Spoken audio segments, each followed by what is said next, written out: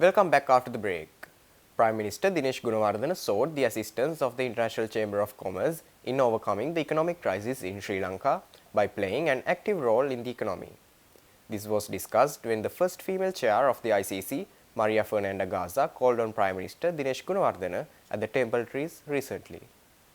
They discussed the role of ICC in arbitration in trade and investment, banking, insurance, finance, tourism, agriculture, SME support and entrepreneurship development. The Prime Minister briefed her on the priorities that include food security and exports.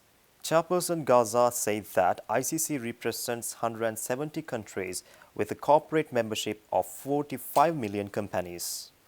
She said that the Agriculture Policy and Food Safety and Supply Chain Committee of ICC aims to provide support to help navigate pressing challenges of food security.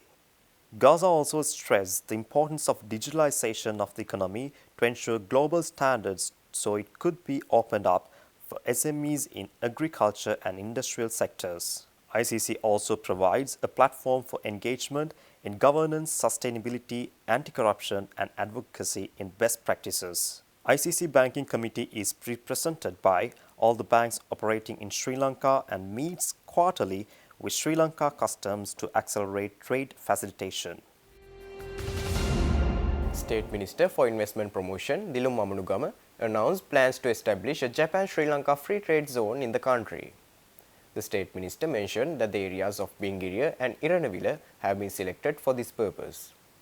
The Minister made this announcement during a press conference held at the Presidential Media Centre recently.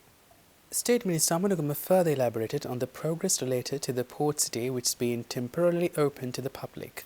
The State Minister said the port city is being developed under a third-party agreement with $15 billion allocated for this purpose. The State Minister mentioned that China Harbour Engineering Company has already completed 80% of the construction work. He also said that the legal framework necessary for doing business in the port city has been prepared and several operating regulations are scheduled for approval by the Parliament. The State Minister further said investments of about $1.6 billion have already arrived, with an additional $1.6 billion in investments underway. He further mentioned that the government is planning to sell 28 project land plots to investors, including 74 plots for business purposes and 44 for public use.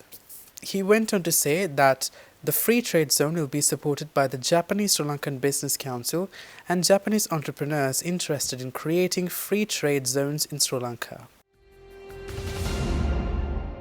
State Minister Tharaka Balasuriya says that it is not the developing countries but few developed countries are mainly responsible for the issue of gas emissions in the world.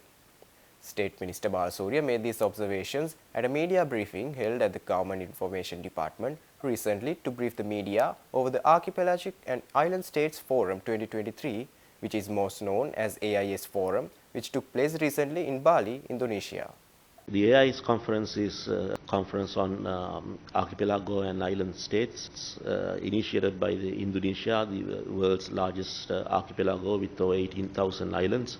The main idea of the conference is how the resilience to the climate change can be mitigated and also how all these island states can collaborate together. We know that most of the emissions, if you look at around the world, 95% of the emissions have been emitted by the developed countries and not by the developing countries. But unfortunately, everybody has to face the music. And I think this has, apart from methodologies used to for things such as developing the blue economy.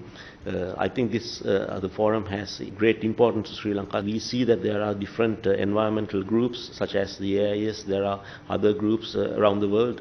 So we feel that all these groups should be brought under one umbrella. And I think the Climate Justice Forum would try to initiate that. Stay tuned. We will return after this short commercial break.